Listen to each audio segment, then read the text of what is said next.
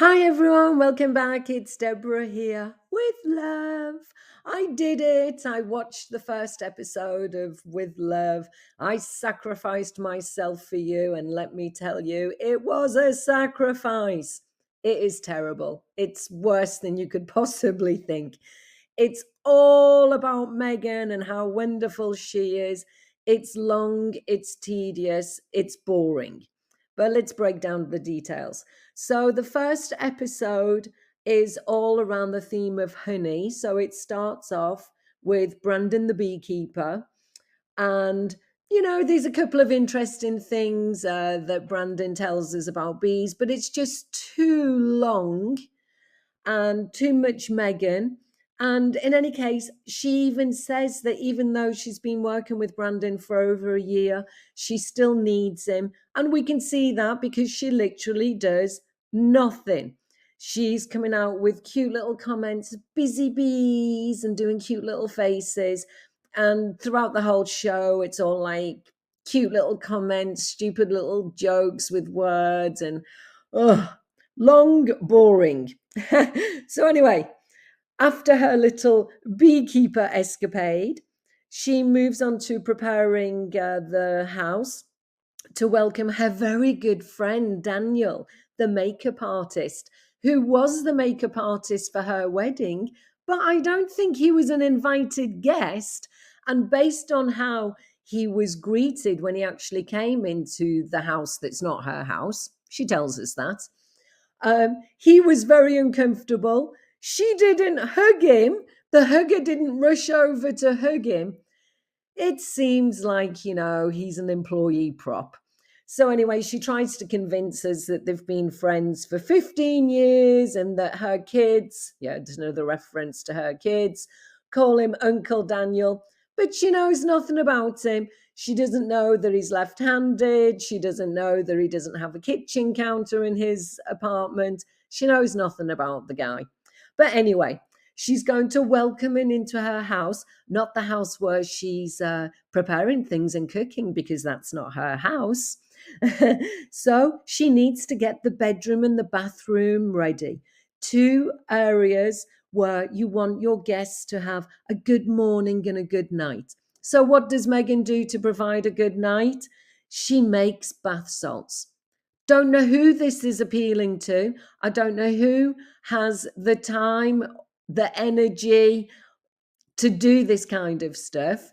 For a guest that's coming overnight, you know, she's kind of like appealing to a very small market of extremely wealthy bored housewives, which in that case, they just have staff that would do it anyway. Don't know who her market is. So anyway, she continues to make references to her kids as she's making the bath salts, arnica oil, toddler life. I do have kids. I do have kids.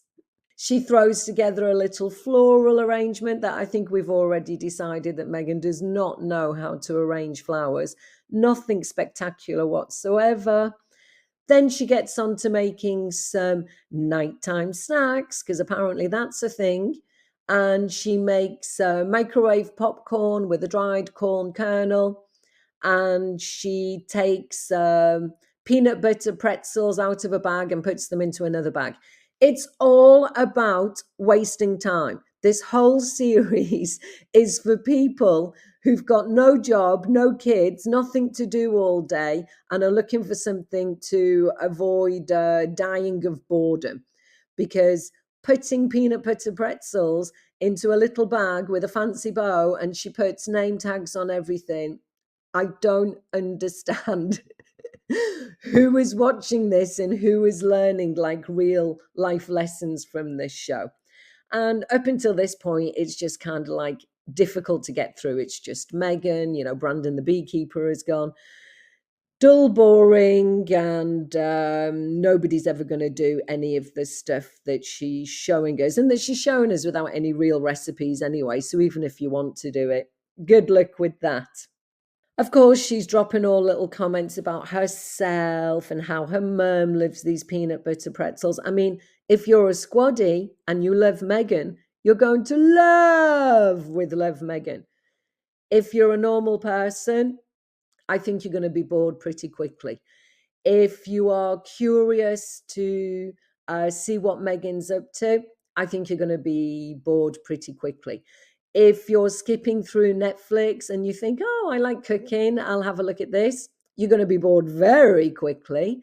If you're skipping through Netflix and you think, home decor, yeah, I'm into this, whatever the reason is for stumbling across this, you're going to be bored very quickly. So, anyway, moving swiftly on, we have a whole segment with Megan's morning coffee. Don't understand that. And her little cheap jokes because she's making a latte with a latte love. Seriously. Then we see her making crudité and making strange faces while she's doing it and making crudité. She's chopping vegetables. She's putting flowers on the chopped vegetables. She's spending 3 hours to do it. We have no idea what the dips are and how she made them. All very strange. So they decide that they're going to do a single skillet spaghetti. And I will admit that this recipe was the only thing that actually interested me, to make a whole pasta dish in one single skillet. Why not? But this kicks in at 10 minutes into the show. It ends at 18 minutes. Now, I've seen YouTube shorts where you've got mums in the kitchen showing you what they're doing for dinner. It's under a minute. It's under a minute. So I don't know why she needed 8 minutes to show us this recipe. Again, it's just all about Megan, because during this 8 minute segment, we have Daniel talking about how they first met on Suits, talking about her elderberry lemon wedding cake. It's all about Megan. We even have Daniel cutting his finger and Mummy Megan taking care of him. Any possible moment for Megan to highlight how amazing she is, how talented she is, it's in the show. Anything of any real interest to anybody beyond a squaddy is not in the show. And of course, she says that the pasta that she's making is a family favourite, which, with the ingredients that are in it, I don't think that young kids are eating this.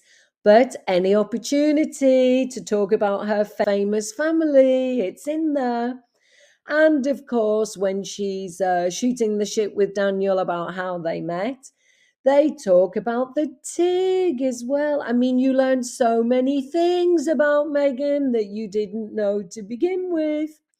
And of course, because she's talking about Megan and the TIG and Suits and the kids, she has to get in. She makes enough of her pasta dish as leftovers in the lunchbox for her kids. I thought she didn't know what a lunchbox was. Okay, so then she goes back to harvesting honey, where we learn that she never liked honey. So, why does anybody start harvesting honey and turn into a beekeeper when they've never liked honey? Very strange. And then, with all the wax that's left over from harvesting honey, what to do? Well, make candles, of course, because that's what people do with their daily life. They don't go out to the store and buy candles, they make their candles. So, apart from the fact that you have to wait 3 to 4 hours for your candles to set, you've got a whole palaver going on to actually get to be able to make your candles. And let's not forget, how many people have bees in the garden? How many people are harvesting honey and having wax left over? It's just ridiculous. Still, no idea who her public is. She has a little malfunction because she can't remember the word Ban Marie, and she looks over at the filming crew to be reminded. So that was an unintentionally funny moment. She admits that she's never done this before, but then goes into instructing Daniel what to do, how to do it, when to do it, and micromanaging him down to the last second. Putting pressure on him that they're working against the clock and he's stressed and she's stressed. Really don't see the point of this. She even goes so far as to tell him when he's touching the wax that It's not cheese. It may look like cheese, but it's not cheese. What? And then they both say about how they should open a store with the candles that they've made. Oh, I wonder what as ever will be selling. How convenient. Then we move on to making a cake. And of course, it's a cake that she'd already baked the three cake layers herself. So we got to witness just Megan in the kitchen baking a cake, flashing her jewelry, flashing herself, talking all about herself again. And then Daniel comes in as the makeup artist to decorate the cake. And it's called a naked cake because it's naked on the outside and beautiful on the inside, which of course gives them an opportunity to have a big conversation about how you don't know how beautiful she is until you go deep. Don't pass judgments and get to know her better. No one knows your business. It's like archetypes all over again. She tells us a plastic bag hack for icing cakes. Oh, really? Oh, I never knew that. I never would have done that before if you hadn't told me, Megan. No original ideas, no original recipes, no original anything, nothing interesting. Of course, because if it hasn't been laborious enough as it is for the time it took them to make the candles, well, then she's got to put labels on everything with her calligraphy. And of course, on Daniel's label, it's a come home soon label because Montecito is his home too. She is so fake and pathetic. The woman doesn't speak to any of her family or in laws, yet everybody else is Uncle Daniel, Auntie Serena. This is your home. Incredible. So, about the only thing, oh, almost forgot. They made tea, with some of the leftover honey. So, wow, thank you for instructing us all how to make tea. And then I think that the most realistic part of the whole episode was when they went to sit outside in the garden that's not her garden, looking at the view that's not her view, with the tea and cake. And Daniel says, you would think that this was all fake. Well, I agree with you, Daniel. It's all fake.